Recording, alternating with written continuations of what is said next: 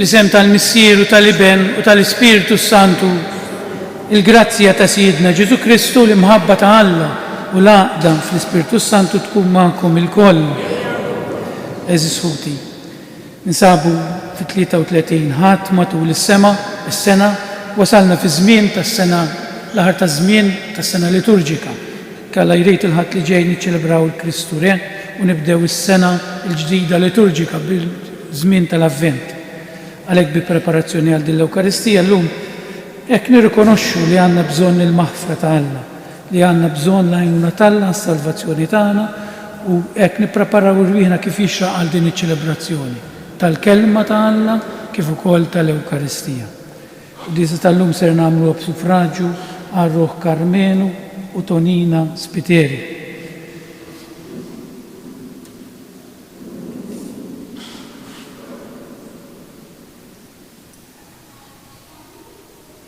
Nistqar l-Alla li jista' kollox u lilkom ħuti li jiena dnibt ħafna bil-sieb, bil-kliem, bil-għamej u bil-ħallejt dmirijieti ftija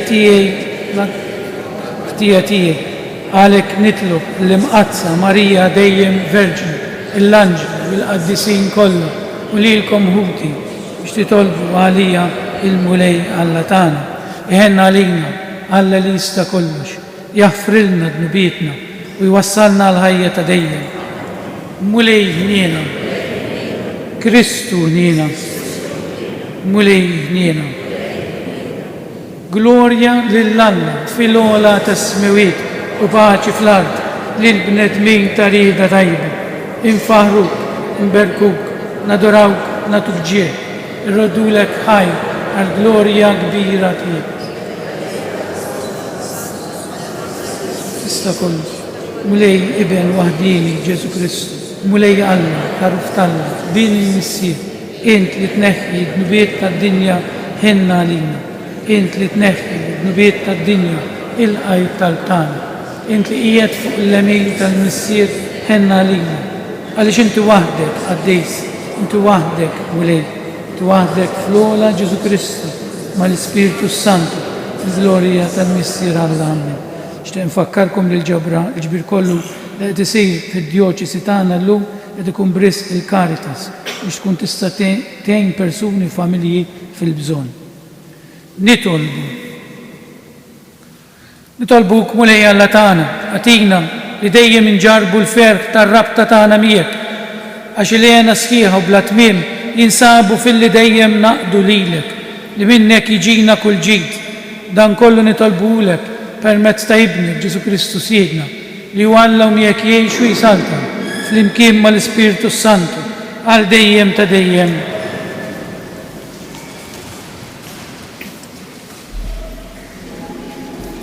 L-ewwel qari. Għalikom titla' x-xemx tal-ġustizzja. Qari mill-ktieb tal-profeta Malakija. Ara, jiġi l-jum, jaqbad qisu forn, u l-kburin kollha u daw kollha li jagħmlu l-ħażen ikunu tiben, u l-jum li ġej qatt jaħraqhom, jgħid il-mulej tal-eżerċi, hekk li ma jħallilhom la għerq u lanqas fera. Imma għalikom li tibżgħu minn ismi titla' x-xemx tal-ġustizzja bis-salvazzjoni fuq ġwejn ħajja. Il-kelma tal-mulej irroddu ħaj lil Alla salm sponsorjali ngħidu flimkien il-mulej jagħmel ħaq mill-popli, ngħidu flimkien il-mulej jagħmel ħaq mill-popli. Għannu lill-mulej biċ-ċetra u bil-ħlewwa tal-għana, bit-trombi u bid-daqq ta' trumbetti.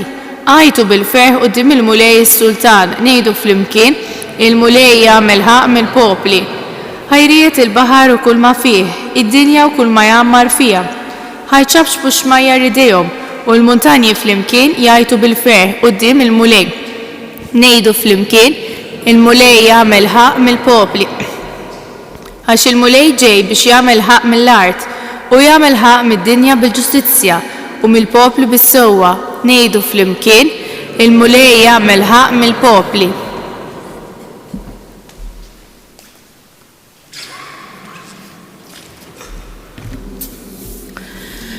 Qari mit-tieni ittra ta' San Pawlu Apostlu lit-Tessalonkin, ħuti, intom stess tafu kif jeħtieġ li timxu fuq l-eżempju tagħna. aħna ma tażżilniex meta konna fostkom. Il-ħobs li kilna ħadd ma tawulna b'xejn, imma lejlu nar ħdimna u tħabatna u batejna biex ma nkunu ta' pis għal ħadd minnkom.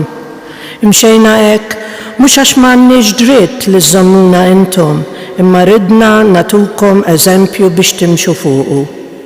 Meta konna fostkom aħna ordnajnielkom li jekk xi ħadd ma jrid jaħdem dan anqas ma għandu jiekol. Issa aħna smajna li hemm xi wħud fostkom li qegħdin jitgħażnu.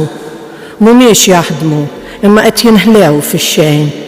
Lil dawn in-nies nordnawlhom u nmussuhom f'isem il-Mulej Ġesu Kristu biex jaħdmu sewwa u għajxinhom jaqalgħu. Il-kelma tal-Mulej.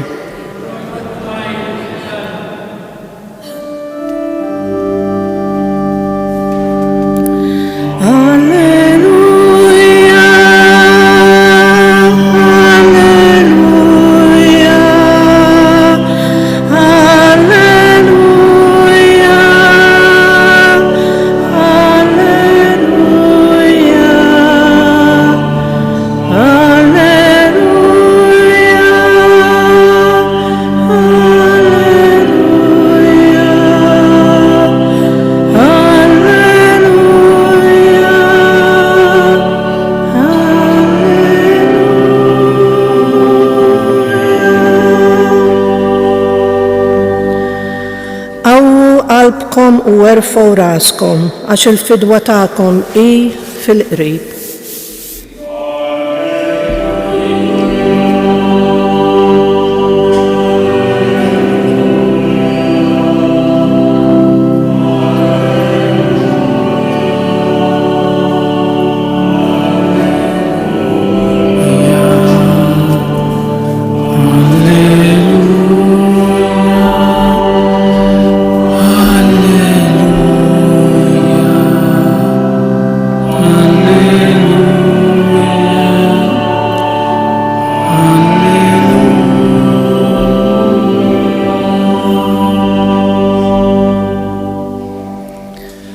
Il-Mulej ma'kom qari mill-Evanġelju skont San Luqa.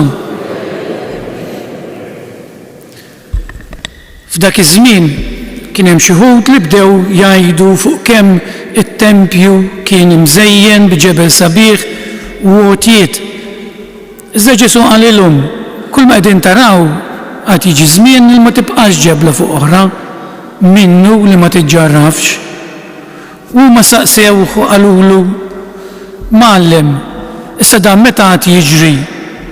U x'se jkun is-sinjal li dawn il-ħwejjeġ ikunu waslu biex iseħħu? Qalilhom, araw li ma titqarqux, għax għad jiġu ħafna f'ismi u jgħidu jiena hu, u ż-żmien wasal, tmorrux warajhom. Meta tisimgħu min jitkellem fuq gwerer u taqlib fil-pajjiżi tinħasdux, għax jeħtieġ li l-ewwel jiġri dan iżda t-tmiem ma jasalx minnu fih. Imbagħad qalilhom għad iqum ġens kontra ġens u saltna kontra saltna. L-art titeżżeż bil-kbir b'ħafna bnadi jkun hemm il-ġuħ u l-mart li jittieħed. U fis-sema jidhru ħwejjeġ tal-biża' u sinjali tal-għaġeb.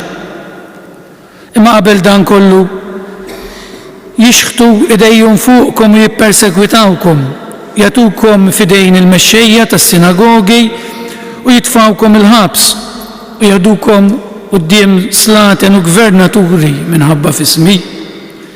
Dawn ikun jiswielkom biex tistgħu tagħtu xhieda u żommu sewwa f'moħħkom.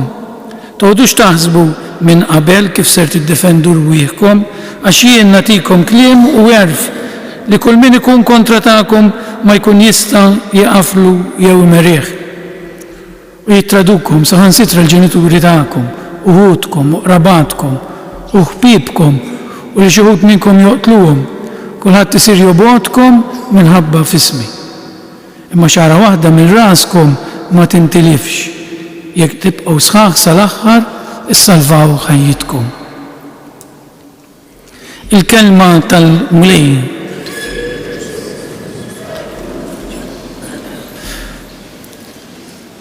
Tgħidu li Fader, iwa l-aħħar ħadd tas-sena jew qabel tal-aħħar u l-Knisja u l-mulej jippreżentawna Vanġelu li jagħmilek id-dwejjaq tisemgħu. Però rridu morru lilin minn dak li smajna tax Ġesu huwa sottili ħafna. L-ewwel qed iridu nitilqu fejn kien dan id-diskors, fejn għamlu. Kienu għadhom kif deħlin fit-tempju Ġesu u l-Apostli. Immaġinaw tidħol f'dan it-tempju l-ewwel darba. Dan kienu li jinbena snin twal u damu xi 10 snin oħra biex iżejnuh. Kien tempju kbir ħafna u kien mimli rikkezzi u debijiet. Bħalma ġelli nagħmlu aħna fit-tempji tagħna.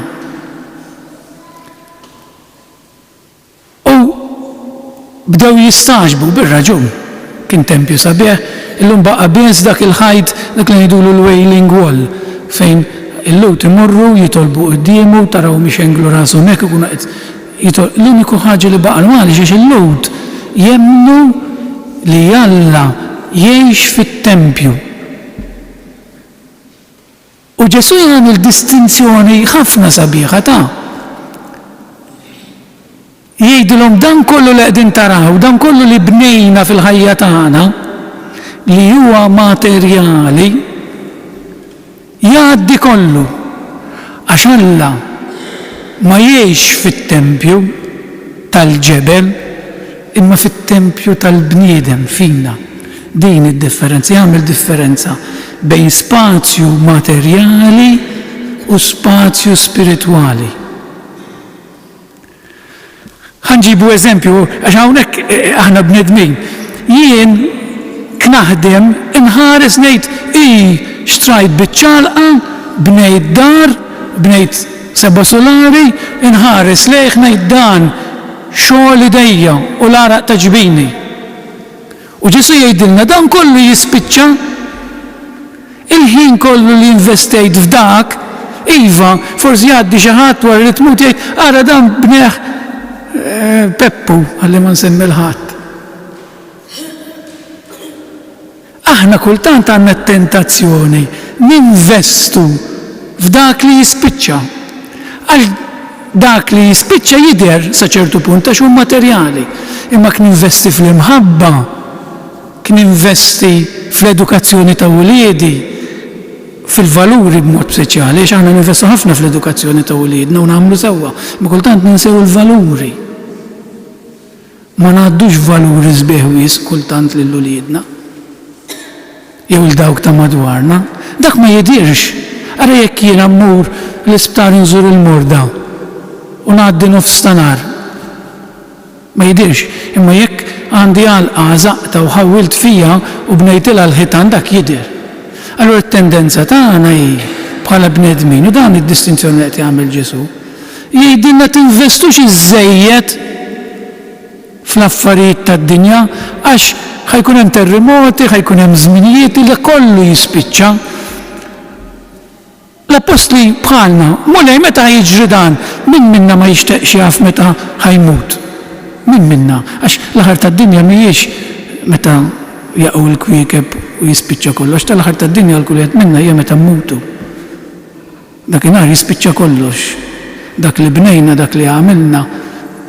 Għalhekk jgħidilna min jibqa' jemmen fiha sal-aħħar għax ħejġu ħafna jgħidulna isma' ħallik mir-reliġjoni llum mhux kollox dubju u jdaħħlulna d-dubji. U l-ġiet tal-Knisja llum mhux kollha superati, mhux id-dinja kollha qed tinbidel. Timorrux warajhom jgħidilna Ġesu. Ipperseveraw f'dak li intom temnu. Għax hemmhekk hemm il-verità. L-oħrajn kollox jispiċċa. Ġifieri din id-distinzjoni rridu nagħmluha fil-ħajja tagħna. Jien fejn qed ninvesti ħafna mill-ħin tiegħi. Fejn qed ninvesti ħafna mill-ħin tiegħi?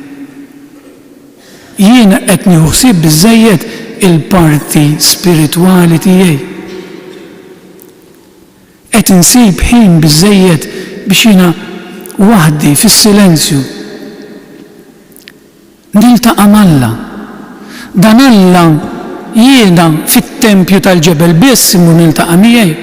Jew xi noħroġ minn dan it-tempju dak Ġesu li ġie aħna ulied tiegħu. Għalhekk aħna Ġesu mhux jgħix fit-tempju għaw ġew, hawnhekk niġu biex niltaqgħu miegħu fl-Ewkaristija u fil-kelma. Però mbagħad dan Ġesu ġa qiegħed twieled fina għax sar bniedem bħalna. Il-Ġesu ma rridx infittxu barra minn nifsi, imma ġewwa fija. U meta niltaqa' miegħi nnifsi u nkun naf fejn sejjer, għax minn hawnhekk passaġġ. Aħna minn hawn passaġġ. Nagħmel kemm nagħmel, nistudja kemm nistudja, nibni kemm nibni, nġib degrees kemm inġib degrees, ikolli proprjetà kemm ikolli, passaġġ. Ħarsu naqra, jien kultant nagħmel il ħaġa, id-dar fejn qiegħed jiena. Ta' min kienet qabel, u ta' min kienet qabel, u ta' min kienet qabel. U għand mi tkun 100 sena oħra. Ġifi dak li tiegħi issa u dak tiegħi biss ma jmissu li ħadd. Jien niftakar meta l-bambini tiegħi ġenna mietet ommi, l-antiki kienu drawu fil-gwerra u kienu jaħżnu. Iftakar sibna gwardarobi sħaħ kollha l-użor għadhom ġodda. Ma kienux jafu mod ieħor. Għalfejn, x'ħadet magħhom, x'ħan jieħu miegħi jiena. Kieku ma naħsibx, kienu nies antiki kienu jaħsbu f'ruħhom ukoll ta' tifmunix ħażin. Imma kieku jien ma naħsibx x'inhu nkun fuq is-sodda tal-mew, dan mhux biex inbeżżaħkom ta' imma din hija r-realtà u jien ma nistax ma ngħidilkomx il-verità. L-ewwel qed ngħidha lili nnifsi, jien ma naħsibx f'ruħi. X'in nkun fl-aħħar mumenti ta' ħajti la ħajaslu żgur. U ngħid tara, dan jiġri meta pereżempju xi ħadd jgħaddi minn xi marda u joħroġ minnha. Tirrealizza li l-ħajja mhijiex dak li mmiss biss bidejja. Jista' jkolli kollox. Ma nieħu xejn miegħi, nieħu biss kemm ħabbejt. Dan Kristu li qed jgħix fija mhux fit-tempju tal-ġebel, hawnhekk niġu biex nieħdu minn għandu, nitgħallmu minn għandu, imma Kristu jgħix ġewwa fija. U dak Kristu la noħroġ bih minn hawn ġew irrid ngħixu hemm barra. Fil-ħajja tax-xogħol, fil-ħajja tal-familja. Inħobbu Eżisu kemm jista' jkun. L-imħabba tagħtik paċi ġa qalbek, għax l-imħabba hija Alla, hija Kristu. Li tħobb lil ħadd ieħor speċjalment tal-familja u nħobbhom mhux biss b'mod materjali, inħobb lil marti ta' veru, inħobb lil żewġi ta' veru. Anki kiswieli illi ma ħaresx lil ħadd ieħor, anki għax dik il-vera mħabba u hemmhekk tħossok mimli. Anki kiswieli li ma niddevertejx biex nagħti l-valuri li l-ulidi, biex ngħaddi ħin ma' ulidi. Anki kiswieli li ma naqlax aktar flus biex nixtri karozza oħra jew nixtri proprjetà oħra. Imma jien tajt l-ulidi il-preżenza tiegħi, l-imħabba u dak li jibqa' għal dejjem. Din id-differenza. Il-flok nagħmel 5 jobs biex ikolli u nsifer forsi 10 darbiet flok 5 darbiet f'sena, jiena dak il-ħin ma jidirx għax ma bnejtx xejn. Ma qlajtx flus, imma investejtu f'marti, f'uliedi, fil-ħajja tas-saċerdoti tiegħi. Dan il-Vanġelu qed jgħid tgħidlhom Ġesu. Kollox jgħaddi. Fil-ħajja tagħna aħna niltaqgħu ma' ħafna terremoti, ħafna disgrazzi u affarijiet sbieħ ukoll. Però l-importanti li nipperseveraw sal-aħħar. Aħna ħalaqna Alla tagħna ruħ, din ir-ruħ xi darba tittingħaqad miegħu. Għax maħluqin fuq xbija tiegħu, jekk jien maħluq fuq xbija ta' xi ħadd, hemmhekk biss dik ix-xbija tiegħi issib il-milja tagħha fih. U l-infern dan hu ta' u ħanieqafaw. L-infern ħallikom min-nar, l-infern taf xi ġifieri, jiena xi nimmut għajnejja jinfetħu. Ninduna li Alla huwa l-ferħ ta' kollox, il-milja ta' kollox u qatt ma nista' nkun miegħu għall-eternità. Naf li Alla jħobbni, jien żbaljajt għax ma ħabbejtux u ma nista' nkun miegħu qatt għall-eternità. U dak id-dwejja bħal meta tħobb xi ħadd u taf li ma tista' tkun miegħu qatt għall-eternità. Jien dejjem inġib dan l-eżempju. Għandek it-tfajla tiegħek f'dik il-kamra, hemm ħajt bejnietkom li tħobba b'imħabba tal-ġen u inti qiegħed f'kamra oħra. It-tnejn marbutin b'katina, tafu li jint qiegħed u inti qiegħed ma tista' tiltaqa' magħha ħadd. Ejdulu jintom xi tbagħtiha dik il-ġenna ta' meta mmutu nindunaw. Meta mmutu nindunaw. Illi jekk kien ma għażilx il-Alla għall-eternità, meta naf li l-ferħ tiegħi biss jista' jkun fih. Għax ninduna l-affarijiet tad-dinja mhux ħajtuni fiha, għax ma mhix qegħdin miegħi aktar ħallejthom. U investejt f'affarijiet oħra, mbagħad nibda ngħid xejn xi kun tard. Alla ma jippermettix ta' jħobbna ħafna u jagħmel minn kollox biex dan ma jiġrix. Imma ġieli blażlet tagħna lill-Alla norbtu li jdeh tinsix li Alla għandna ngħidu jibgħatek l-infern, Alla ma jibgħat il-ħadd l-infern, Alla ħalaqna biex nkunu miegħu. Tant iħobbuk li ġeta ħajtu għalik u għalija. Iwa jien li naħżel li ma nkunx miegħu. Jien. U dan jibda mill-lum, minn kif ngħix illum. Hawn nies ferħanin u m'għandhom xejn. Jew għandhom biex jgħixu biss, jew jiklu jew jaqlaw. Hawn min għandu ħafna u mhux ferħan. Għax il-ferħ, kif qalilna Ġesu, ipperseveraw sal-aħħar u jagħmel distinzjoni nieqfa oħra. Alla jgħid li jispiċċa kollox materjali, imma jgħid intom ma titilfu laqqas xara minn waħda minn. Ġifieri aħna maħluqin għall-eternità ta' kollox jispiċċa. Imma int ma tispiċċax għax jinħlaqtek għalija. Ma taqalkomx xara minn raskom. Jien maħluq għall-eternità. Jien kelli bidu, imma maħluq għall-eternità. Se jiddependi minna kif ngħixu din l-eternità. Nitolbu lill-Alla tajtina din il-grazzja, il-Vanġelu tal-lum veru sabiħ. Nippruvaw nifhmuh, provaw ngħixu ftit dak li jtina l-vera ferħ. Nirringrazzjaw l-Alla ta' dan il-Vanġelu, ta' din il-kelma li smajna, ta' dawn ftit ħsibiet li qsamna fl-imkien ta' kun nfaħħar Ġesu Kristu. Issa nqumu bil-wieqfa biex fl-imkien nistqarru dak li nemmnu u ngħidu fl-imkien jiena nemmen f'Alla wieħed, missier li jista' kollox, li ħalaq is-sema u l-ard, dak kollu li jidher u dak li ma jidhirx. F'mlejwiegħed Ġesu Kristu, Iben waħdini ta' Alla, imnissel mill-missier qabel kull żmien. Alla minn Alla, dawl minn dawl, Alla veru minn Alla veru, imnissel u mhux magħmul, natura waħda mal-missier u beħ sar kollox. Niżel mis-smewiet għalina l-bnedmi u għal-fidwa tagħna u għal-ġisem bis-seta tal-Ispiritu Santu minn Marija Verġni u sar bniedem. Salbuh għalina bada taħt Ponzu Pilatu, mietu difnuh, fit-tielet jum għammen bil-wied skont il-kodba mqazza u tal-assema jiet fuq l-lemin tal-missier u għandu jerġa' jiġi bil-glorja biex jagħmel ħaq mill-ħajjin u mill-mejtin u s-saltna tiegħu ma jkollix tmiem. Fl-Ispiritu Santu mulej li jagħti l-ħajja li ġej mill-missier u mill-liben li huma jum mweġġa' fl-imkien mal-missier u mal-liben u li tkellem b'fhom il-profeti fi knisja waħda qaddisa kattolika u apostolika nistqarma mudija waħda għal maħfra ta' dnubiet, nistenna l-qawma mill-luwiet u l-ħajja ta' żmien li ġej. U tieżiż Alla u Sid tal-istorja tal-bnedmin fil-waqt li resqu t-talbiet tagħna b'fiduċja nitolbuh ngħidulu ejja mulej u ibqa' magħna. Nitolbu għall-Knisja biex tkun sinjal dejjem jiddi tat-tama fil-qawwa u l-qawmien għall-ħajja nitolbu.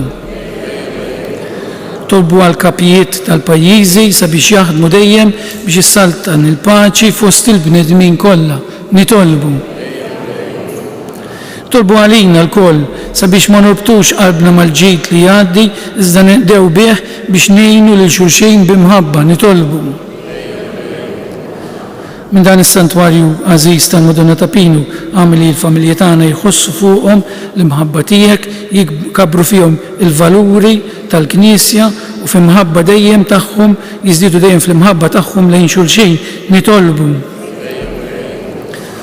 U Alla missier, awtur tal-ħajja vera, għamel li l-kelma ta' ibnek tinżel fi qlubna u tqawwina bit-tama fil-qawmien minn l-imwiet int li tgħix is-saltan għal dejjem ta' dejjem.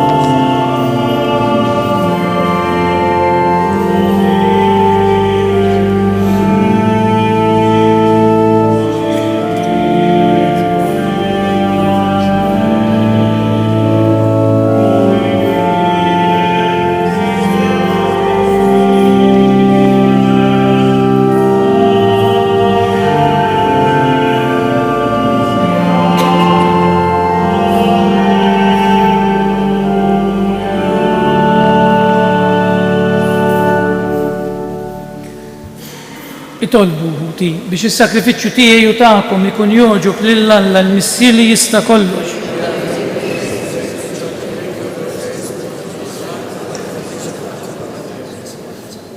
Atina mulej is-sakrifiċċju li sejrin nofru l-kobor tiegħek jaqlalna l-grazzja li nkunu fidili lejk u jiksbilna l-frott tal-għena ta' dejjem bi Kristu Sidna. Il-mulej magħkom nerfgħu qlubna l-fuq. Nizzu ħajr il-mulej Alla tagħna.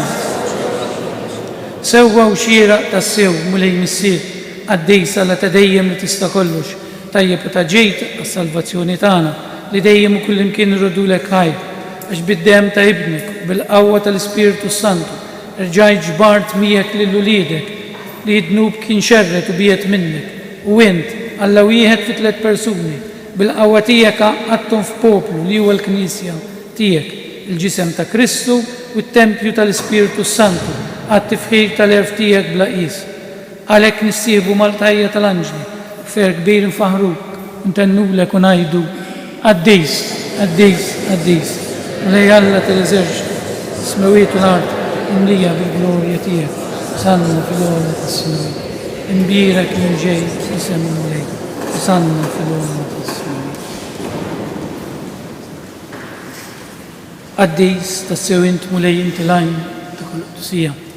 Għaddis għalhekk nitolbuk dawn l-offerti bil-barka tal-Ispiritu tiegħek biex isiru għalina l-ġisem u d-dem ta' Sidna Ġesu Kristu.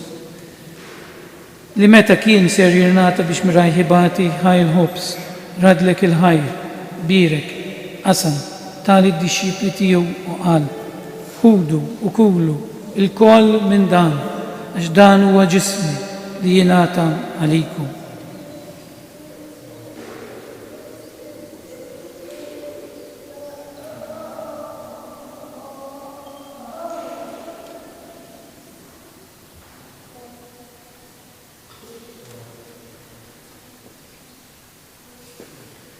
Ekku koll wara li klaħal kalċi reġerat il-ħajr tali d-disċipli tiegħu qal, ħudu u jxorbu minnu l-koll għax dan huwa l-kalċi ta' demmi tal-patt il-ġdid li jibqa' għal dejjem, id-demm li jxerret għalikom u għal bnedmin kollha għal maħfra ta' dnubiet. Għamlu dan b'tifkira tiegħi.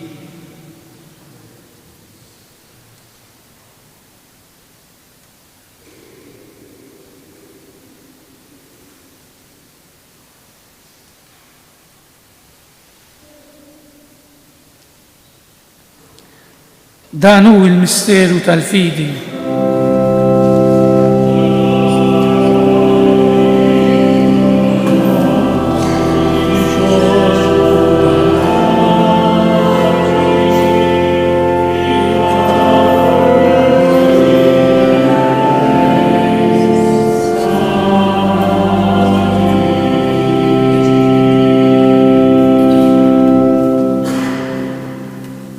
Għalhekk aħna nagħmlu dan tifkira tal-mewt u l-qawmien ta' Sidna Ġesu Kristu nofrulek mulej il-ħobs tal-ħajja u l-kalċi tas-salvazzjoni u rrodulek ħajr ġoġbok tilqana hawn quddiemek biex naqduk.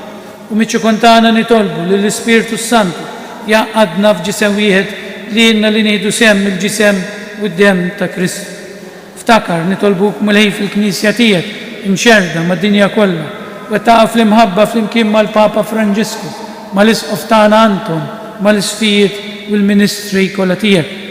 Ftakar nitolbuk ukoll fħutna li raqdu bit-tama tal-qawmien, ftakar fil-mejtin kollha tagħna. Llum mod partikolari nitolbu għar-Ruħ Ġewże, għar-Ruħ Karmen u Tonja Spiteri. Nitolbuk mulej jiddaħħalhom quddiemek fid-dawl tas-seb tiegħek. Ħenna lina l-koll nitolbuk. Għatilina u koll il-wirt tal-ħajja ta' dejjem, fl-imkien mal-Verġni Mqazza u mal-la Marija, ma' raġel ta' San Ġusepp, mal-Apostlu bil-qaddisin kollha li jiexu fil-biberija tiegħek sa mill-bidu tad-dinja. Għamil li magħhom infaħruk u insebħuk Ġesu Kristu ibnek. Bi Kristu, ma' Kristu u fi Kristu jingħata lilek Alla missier li tista' kollox, fl-imkien mal-Ispiritu Santu kull ġieħu glorja għal dejjem ta' dejjem. qed nittama b'dan il-ferħ f'qalbna ta' dan il-missier li jħobbna b'imħabba kbira.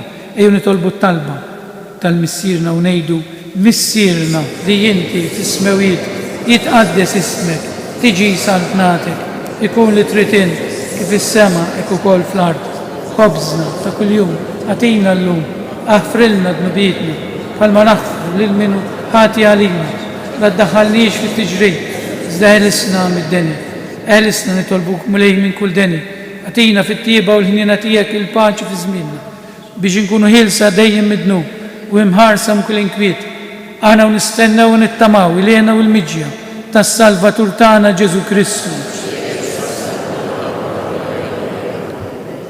Mulej Ġesu Kristu li jett l-apostli tiegħek, nħallilkom islim, natikom islim tiegħek, la tħares neħtijietna, iżda ħares lejn il-fidi tal-Knisja tiegħek. Għatija slimu la dalin trid fija, li tgħix fis-salta għal dejjem ta' dejjem. Il-paċi tal-mulej tkun dejjem magħkom. Natu il-paċi lil xulxin.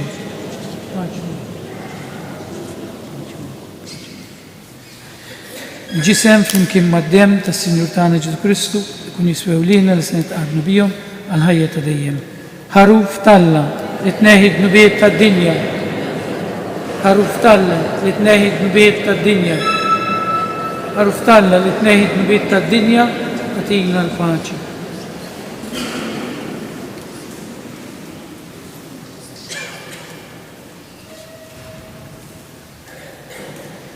Dan huwa l-ħaruf talla, dan huwa dak li jneħħi d-nubiet tad-dinja. Ħenin dawk li huma mistiedna għal din l-ikla tal-ħaruf.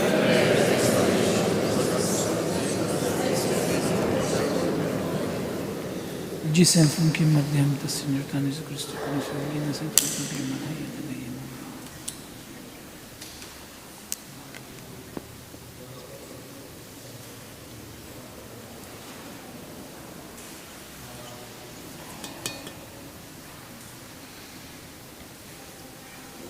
Id-dem ta' Kristu jħaresna.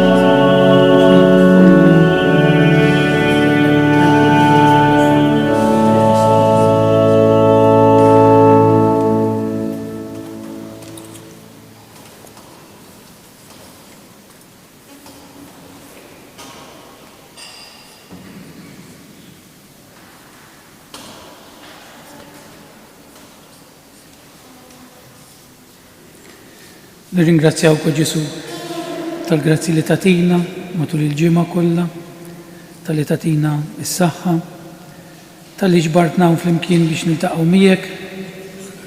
Tolbuk tatina l-qawwa li ngħixu l-Evanġelu, ngħixu l-kelma tiegħek, ngħixu l-valuri u ngħadduhom lil ħaddieħor biex nġibu l-ferħ u l-paċi f'qalbna fil-qlub ta' ħaddieħor.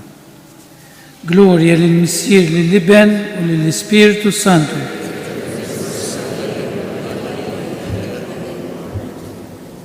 Nitolbu